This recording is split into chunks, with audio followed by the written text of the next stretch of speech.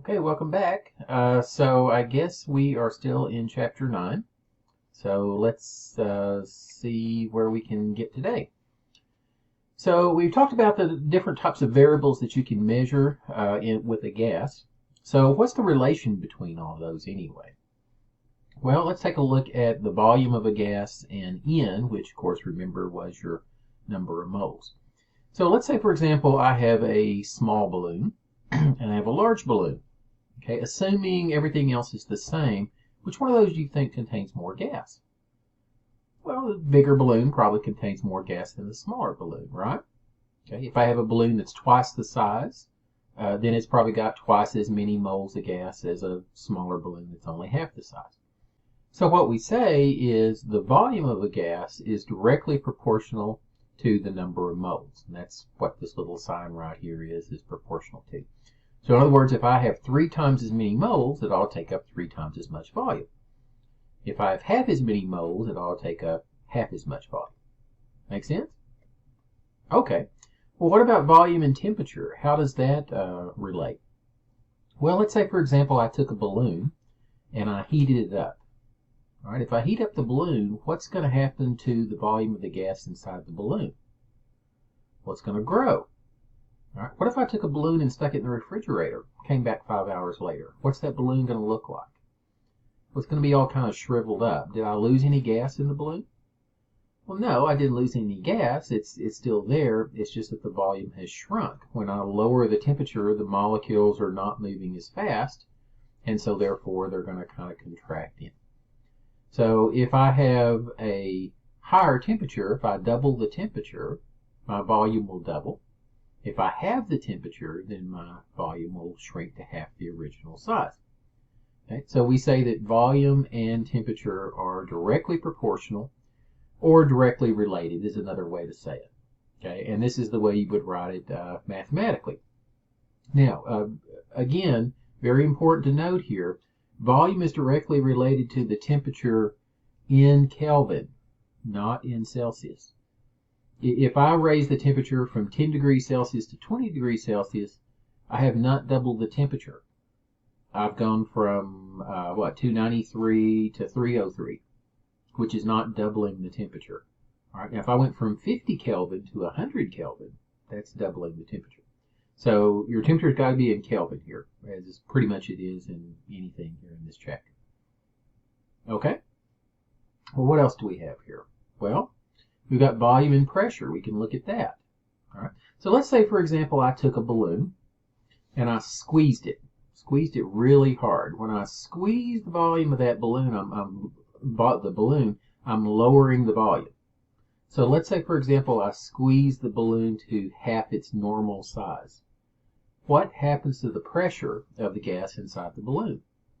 Well, remember, pressure is all those little gas molecules hitting the wall of the balloon, exerting a force.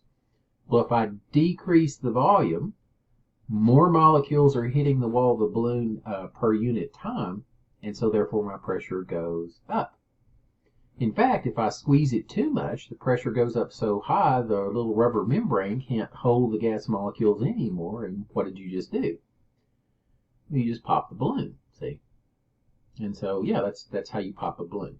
So even when you were 2, you understood how gas laws worked, even if you didn't know it at the time. All right? Now, if I have the volume of the balloon, if I decrease the volume by a factor of 2, what happens to the pressure? Well, it goes up. And it goes up, not by coincidence, by a factor of 2. If I took a gas, say a balloon, and I took the gas in the balloon and I put it in a bigger balloon, well, now the molecules aren't hitting the walls as often, and so my pressure goes down. And if I put, say, for example, a sample of gas in a container that's 3 times the volume, the pressure would only be 1/3 as much. All right? So when my volume goes up, my pressure actually goes down. When my volume goes down, my pressure actually goes up. We say that volume is indirectly related or inversely proportional, those are 2 ways of saying the same thing, to the pressure. One goes up, the other goes down. Mathematically, you write it like this. The volume is directly related to 1 over P. All right? Okay, well that's three different things I have to remember. Boy, I don't like to do that. Wouldn't it be nice if I could just kind of roll all that into one thing so I don't have to remember all that? Well, it turns out you can. And you get something like this, and this is called the combined gas law. And basically it says volume is directly related to N times T over P. And it's just these three relations all kind of rolled into one. Does that make sense? Okay, well now I can start putting numbers in. I can put in N, T, and P and solve for V, or I can put in, V and P and T and solve for N. Yeah, this is going to be fun. No, I can't do that. Why can I not do that? Because this is not an equal sign. Okay, this doesn't say volume is equal to NT over P. It says it's proportional to. Not an equation. It's a relation. And I can't do mathematical problems here unless I have an equal sign there. Well, can I just erase that and put an equal there and call it good? I can't do that either. So what am I going to do here? How do I change a proportional to an equal? Well, free physics lesson for you today. I'm not going to charge you anything for this one. You ever hear of something called Hooke's Law? Okay. Hooke's Law deals with springs. So you can think of a regular little coil spring, or you can think of a rubber band or something like that, but anything that's kind of stretchy. And basically what it says is the restoring force on a spring is directly proportional to its displacement from equilibrium. Okay, put in simple terms, I can take a rubber band and I can put that right next to your ear, and I can pull it back a little bit and let it go. Or I can put it next to your ear and pull it way back and let it go. Which would you prefer? Well, probably neither. But if you had to choose, I'd rather have it just a little bit, right? Okay, and the reason why is because when you pull that rubber band back, you are displacing it from where it wants to be, what we call equilibrium. All right, Hooke's law says if you do that to a spring, it's going to try to get back to where it was. And how hard it tries to get back to where it was, the restoring force, depends on how far you pull it back away from equilibrium. So if I take a rubber band and really pull it back, I'm looking around for a rubber band on my desk here, and I don't happen to see one right offhand. That's why I keep looking down. If I pull it back a lot, then it's going to snap back with a lot of force. If I pull it back with a little, it's going to snap back with just a little bit of force. That's Hooke's law. Well, that's one thing it depends on, but is there another thing that force depends on? Well, let's say, for example, I had a real thin, stretchy rubber band, and I pulled it back 4 inches from your ear, and I let it go. Or I had a big, thick rubber band, and I pulled it back 4 inches, and then I let it go. Well, which one is going to snap back with more force? Well, the thicker rubber band will, the stiffer spring. So you have some springs that are real squeezy and compressy and easy to squeeze. But then you have things like truck springs, which are very hard to compress. So it really kind of depends on two things. It depends on the restoring, how far you displace it from equilibrium, but also depends on the stiffness of the spring.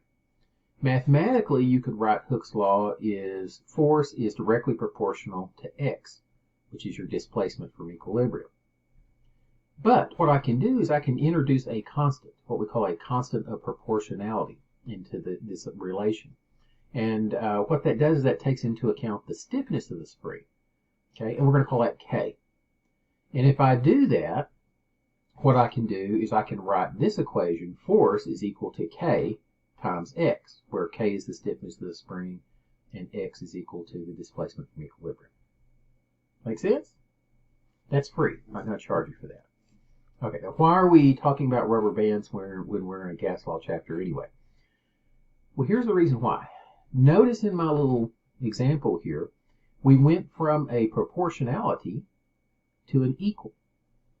How did we go from a is proportional to an is equal to? Well, I introduced a constant, that K, which in this case was what we call a spring constant, or the stiffness of the spring, right? Well, maybe I can do something like that in this particular example. And that's exactly what we're going to do. All right? So volume is proportional to NT over P. We're going to introduce a constant called R here. And R is your universal gas constant. Okay, and it's a constant that's valid for all gases. The units for R depend on the units that you're using. Just like the distance from here to Big Spring depends on whether you're measuring it in miles, whether you're measuring it in inches, whether you're measuring it in feet, furlongs, if you're a horse person, I guess. You'll get a different number, but it's still the same distance, right? Well, that's the same way it is with R. There's about 6 different values for R running around in my head. I was a physics major and a chemistry major, and we run into this in physics a lot, we run into this in chemistry a lot, and every single time I saw it, they used a different set of units, so they had a different value for R.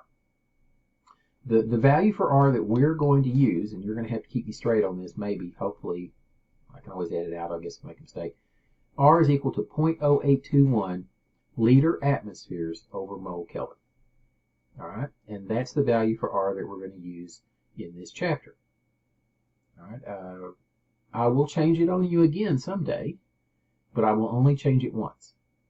All right, but for this chapter, 0.0821 liter atmospheres over mole Kelvin. That's called the universal gas constant. That is a constant. I will give you constants on the test, so that will be on the test. But I'm telling you, by the time you get done with this chapter, it's going to be so ingrained in your head, you're not going to need it. I'm not going to have to give it to you. I always give you the stuff that you always remember. It's always the stuff you forgot that I didn't give you, right? Well, that's one of these. So that's given to you on a test because I give you constants. So what we're going to do is we're going to magically introduce, okay, it's not magic really, this value for R into this relation. And look at that, lo and behold, this proportional changed to an equal. And so I get this equation, V is equal to R times N times T over P. All right, can I do calculations with this? Can I plug numbers in and solve for things now? Yes, I can. All right, so this is kind of useful. Now, you don't normally see it in this form. Okay, what we're going to do is we're going to move the P over to the other side. So how would I move that P to the other side? Well, I'd multiply both sides by P, right? And if I do that, I get an equation that looks like this, PV equals nRT. And that is your ideal gas law, sometimes abbreviated that way. And you may have seen the ideal gas law before, but you didn't know where it came from. That's where it comes from. Make sense? Okay. Well, when you're dealing with the ideal gas law, there's 2 types of problems you're going to run into. When you see a problem involving the ideal gas law, the very first thing you have to ask yourself is, which type of problem is it? Is it this one or is it this one? Okay, if it's this one, you work it a certain way. If it's that one, you work it a certain way. But that's the very first thing you should ask yourself. The first type of problem you run into is what we call an initial and final state problem. In an initial and final state problem, you have a gas over here with a certain pressure, volume, temperature, number of moles. And then over here I change something. Maybe I change the pressure. Or maybe I change the temperature. Or maybe I change both the volume and the number of moles. Or maybe I change the temperature, the number of moles, and the pressure. What's the new volume? All right?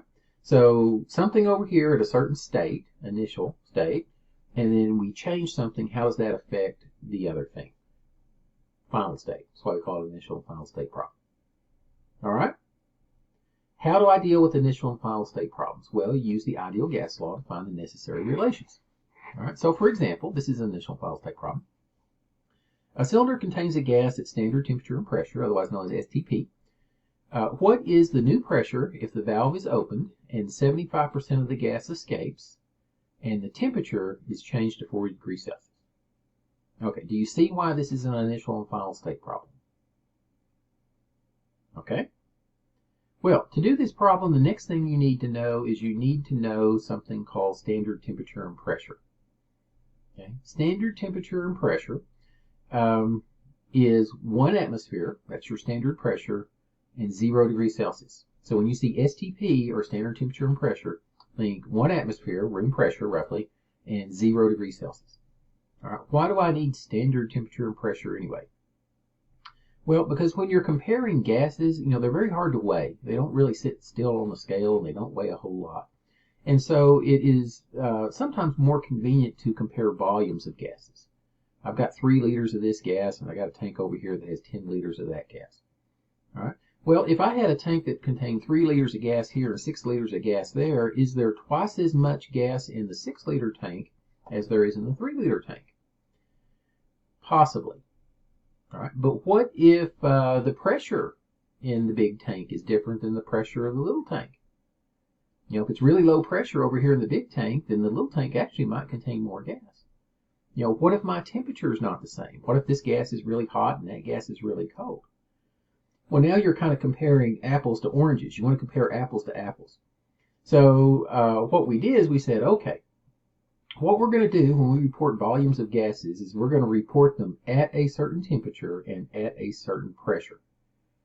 Okay, and that would be 0 degrees Celsius, that's your standard temperature, and 1 atmosphere, that's your pressure, roughly room pressure. All right, that's just what they chose. I didn't make it up, that's what they chose. And if I report things to different values of volume, say for example of gases at standard temperature and pressure, now they're directly comparable. And so I can compare them directly. And so that's why we have standard temperature and pressure. But what you need to know is STP, 1 atmosphere, 0 degrees Celsius. Okay, so here's what we're going to do. Does it make sense to you that my gas, the initial pressure times the initial volume, is equal to the initial number of moles times R times T? In other words, PV is equal to nRT, right? All right. Does it make sense to you when it's all said and done, the final pressure times the final volume is equal to the final number of moles times R times the final temperature? PV is still equal to nRT. That's my ideal gas law. Okay? So here's what we're going to do. We're going to take both of these equations and we're going to solve both of those equations for something that isn't changing in the problem. Something that's constant. Now, it took me about 10 years of teaching to figure this out. It doesn't matter what the problem is, there's always one thing that is never going to change in the problem. What would that be? Well, that would be R. See, that's always your constant, right? So it doesn't matter what all this says up here. All you got to do is solve for R every single time. I don't know why it took me 10 years to figure that out, but I don't know. Maybe it takes me a while to learn things. You know, I've been taking this class probably at least 150 times. So eventually you get it. Hopefully it won't take you 150 times. All right, so we're going to solve both of these equations for R. So how would I solve this equation for R over here? Well, I'm going to divide both sides by N1T1, get those to the other side. See? So I get R is equal to P1V1 over N1T1. Okay? I'm going to solve this equation over here for R. So I'm going to divide both sides by N2T2. So when I do that, I get R is equal to P2V2 over N2T2. All right? You may not know where I'm going with this. Hopefully you do. But at least do you understand what I'm doing? Okay. Well, if R is equal to this, and R is also equal to this, what can you tell me about these two things? Well, they have to be equal to each other, right? So therefore, P1V1 over N1T1 is equal to P2V2 over N2T2. And the nifty thing about your initial and final state problems is every single one of those problems will end up here. Every single one of them. So if you want to, what you can do is you can just memorize this start equation right here. Or of course, you can always write it down since I'm letting you write it down on the periodic table, right? But yeah, you can just write that down and just start from there. You don't have to derive it every single time. Okay? All right. The next thing you do is you go back and reread the problem, and you're going to cancel out everything that is not changing. Sometimes everything is changing. If that's the way it is, I guess you got to deal with the whole thing. But sometimes there are things that are not changing. And if you can cross those out, that simplifies the problem quite a bit. So let's go back up here and read the problem. So let's see what we got here. We got pressure. A cylinder contains a gas, standard temperature and pressure. What is the new pressure? So that's definitely changing because it asked you what's the new pressure. So it's not pressure. Okay. How about the volume? Is the volume changing? Cylinder contains a gas. What is the new pressure if the valve is open and 75% of the gas escapes and the temperature is changed to 40 here? Is the volume of my gas changing? No, the volume of my gas is not changing. Why? What's in the same tank? See, I didn't make the tank grow or shrink or anything, and remember, gases fill up the shape of their container. So the initial volume is equal to the final volume. So what I can do is I can just cancel those out, see? They're not going to affect this problem. How do I know if something doesn't change? Well, there's a couple of ways.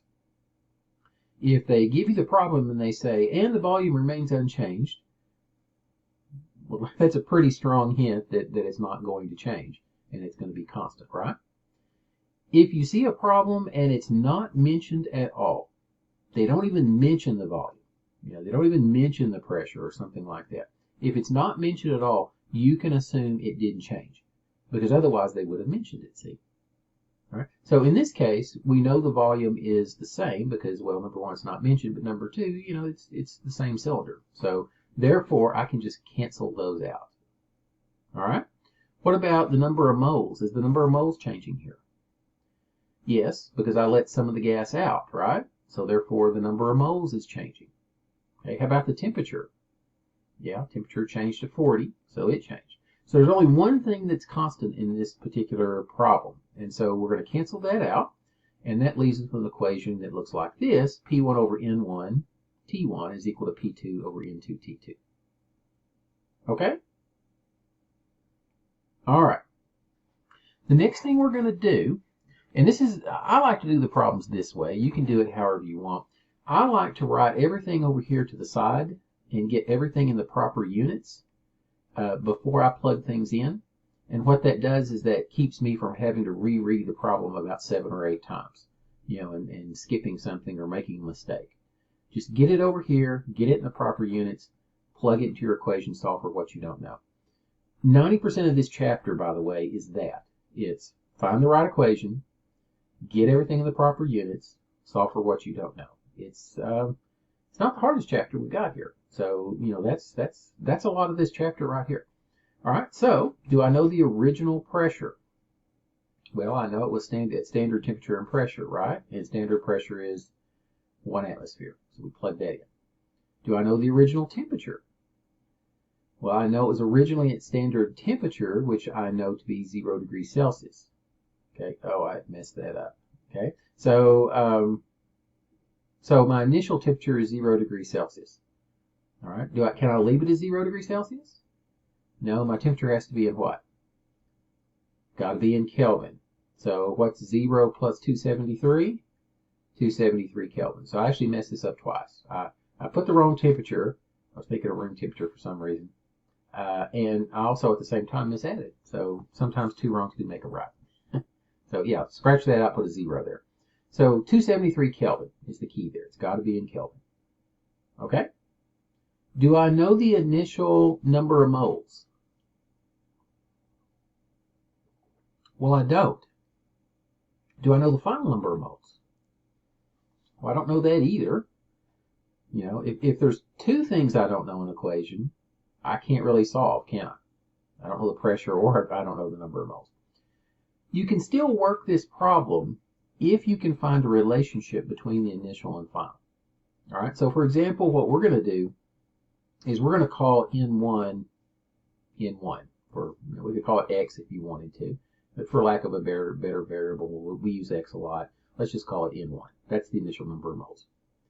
All right, if N1 is the initial number of moles, how many moles do I have at the end? Be careful. Well, you open the valve and what? 75% of the gas escapes? So is N2 75% of N1? No, it's 25% of N1. See, 75% of the gas left. I don't care about how much left. I care about how much is still in the tank. See? So if 75% of it went away, 25% of it's still there. Be careful. Sometimes they'll tell you, and 75% of it is left. Sometimes they'll say 75% of it escapes. Be careful. Read the problem carefully. Okay, in this case, 25% is still there. So how do you take 25% of something? Well, you multiply it by 0.25, right? So if N1 is N1, then N2 would be 0.25 times N1. That would be 25%. So express your moles of gas in terms of N1. It will work. Trust me. Okay? Do we know the final pressure?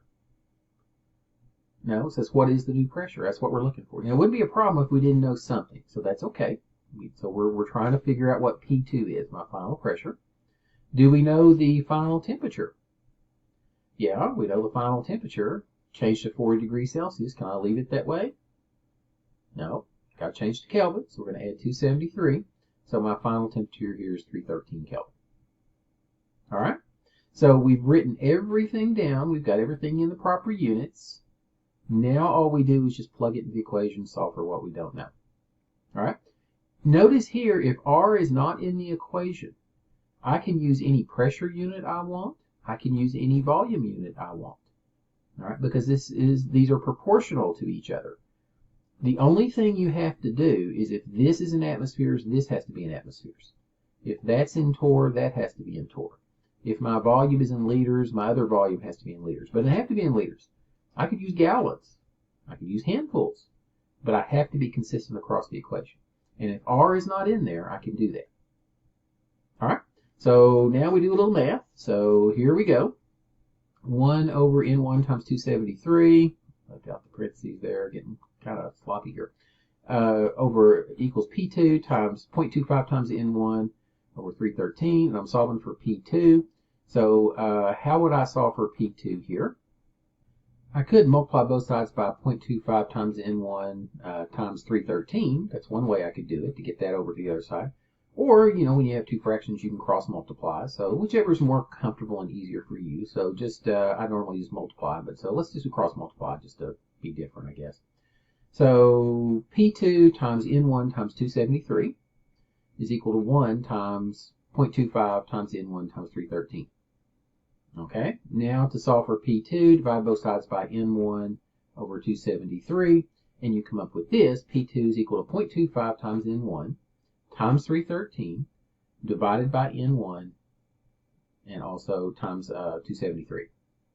All right, now notice when I get to this point, I've got an N1 here on the top, I've got an N1 here on the bottom. What can I do to those? I can cancel those out. So see, it doesn't matter if I don't know the actual number of moles as long as I know some sort of a relationship between the initial moles and the final moles. You know, if moles is X and I have 3 times as many moles at the end, and it'd be 3X. You know, if my volume was decreased by a third, then you could call it the V1 the initial volume and 1/3 V1 for the final volume. Okay. But when you get to this point, what will happen is those will cancel out. So either you can put the numbers in themselves, or if you know a relationship between the initial and final, you can still do this. Just express one of them in terms of X or M1 or V1 or whatever you want to do, and then express the other one in terms of that variable as well. They'll cancel. So that leaves me with 0.25 times 313 divided by 273, which ends up being 0.29 atmospheres. And there's your final pressure. Okay? Now notice something here. My initial pressure was what? 1 atmosphere? And my pressure ended up going what? Down. Okay? When I open the valve and let 75% of the gas out, what's that going to do to my final pressure? Make it go up or down? Well, it's going to go down because I have less gas in the tank. All right? When I change the temperature from 0 degrees Celsius to 40 degrees Celsius, what's that going to do to the pressure? Well, that's going to make it go up. If I raise the temperature, then the molecules are hitting the walls faster and with more force, and so my pressure goes up. So there's two things going on here. I got one thing that's causing my pressure to go down. The other thing's actually causing my pressure to go up at the same time. Which one has a greater effect? Well, in this case, apparently letting the 75% of the gas out, because my pressure is lower than what it was originally. So see, you can take into account two things at once using this equation. What if I had left the temperature at 0? What do you think this particular value would be? Would it be higher or lower? Would be even lower than 0.29. See, because letting the gas out lowered the pressure, raising the temperature raised it back up slightly, but not back up to 1 atmosphere, only up to 0.29. But you don't even have to think about all that. All you got to do is just take this equation, cancel out everything that's constant, plug in values, solve for what you don't know. That's really chapter 9 here. It's a lot of find the right equation, get everything in the proper units, plug everything in, solve for what you don't know. Okay, not too bad. You can potentially make a pretty good grade on this one. Okay? All right, well, I said there's 2 types of problems here, right? So what is the other type of problem that you can run into with the ideal gas law? Well, that's this one, calculation of PV, N, or T. In this type of problem, you've got a certain gas, it's got a certain pressure, it's got a certain number of moles, it's got a certain temperature. What's the volume of that gas? Or maybe I know PV and N, what's the temperature of that gas? In other words, nothing's really changing, I just don't know one of the variables. Okay, so an example of a problem like that would be this. What is the pressure exerted by 15 moles of oxygen in a 50-liter tank at 25 degrees Celsius? Okay, so notice nothing is changing here. I just don't know the pressure. All right, when you see a problem like that, you're just going to use PV equals nRT. All right, can you tell the difference between this problem and this problem? Because that's really the first thing you need to be able to do when you see a gas law problem. You need to say, is it this one or is it this one? Because you're going to treat them different. Okay, so this one, PV equals nRT. Okay, since you have R in this equation, you have to use a certain set of units. You don't have a choice anymore. It's got to be a certain set of units. Fortunately, what units you have to use is right in front of your face, because all you have to do is look at the value for R. R is equal to 0.0821 liter atmospheres mole Kelvin, right? So if that's the case, what does my volume have to be in? Well, it's got to be in liters. What does my pressure have to be in? Well, it's got to be in atmospheres. My N, number of moles, and my temperature has to be in Kelvin. So if you ever forget what everything has to be in, all you have to do is just look at the units for your constant, and it tells you right there. Okay? So what is N here anyway? Well, 15 moles, so I can leave it that way. Okay, R, of course, is 0.0821 liter atmospheres over mole Kelvin. What's my temperature here? Well, it's 25 degrees Celsius. Okay, can I leave it as degrees Celsius? No, I've got to change it to Kelvin, so we're going to add 273. So 25 and 273 is 289 Kelvin. All right. What's the volume of the gas? What's in a 50-liter tank? Can I leave it as 50 liters? Yes, I can, because my volume has to be in liters. So PV is equal to nRT. You can either solve for P and then plug the values in, or you can plug the numbers in and then solve for P. It doesn't matter, whatever's easier for you. So P is equal to nRT over V. We just divided both sides by V to get the V to the other side. So I'm going to put the units in here. You don't have to when you do the problem. I just want to show you something when I do this. So 15 moles times 0.821 liter atmospheres mole Kelvin, 298 Kelvin over 50 liters. All right, watch this. Look, here's a mole here. Here's a mole in the bottom half of this fraction here. They cancel. Here's a liter up here in the top half of this fraction on top. Here's a liter down here. They actually cancel. Here's a Kelvin here in the top half of this big fraction. And there's a Kelvin here in this little fraction up here on top. Those cancel. What's the only unit I have left? Atmospheres. What is going to be the unit of my pressure? Atmospheres. Why do constants have the units they have? Well, they have the units they have so that you can use equations here, plug everything in these units, and end up with a proper unit here. That's why it's liter atmospheres over mole Kelvin. See? Make sense? You don't have to do that. Just get everything in the proper units, you're going to be fine. But I do this just to show you how everything cancels. Okay, so now 15 times 0.821 times 298 divided by 50. So your pressure ends up being 7.34 atmospheres, because that's going to be the unit of my pressure here, or approximately 7 times the pressure that you're feeling right now. Make sense? Okay. So basically what it comes down to is if it's an initial and final state problem, you use this. There's no R here, so as long as you're consistent across the equation, you can use any units you want, of course, except for temperature and moles. Those still have to be moles and Kelvin. But if it's one of these, and you're using PV equals nRT, you have to use a certain set of units. You don't have a choice. So convert everything into liters, atmospheres, moles, and Kelvin, since you're using that value for R, and you should be just fine. And that's how you do ideal gas law problems. Make sense?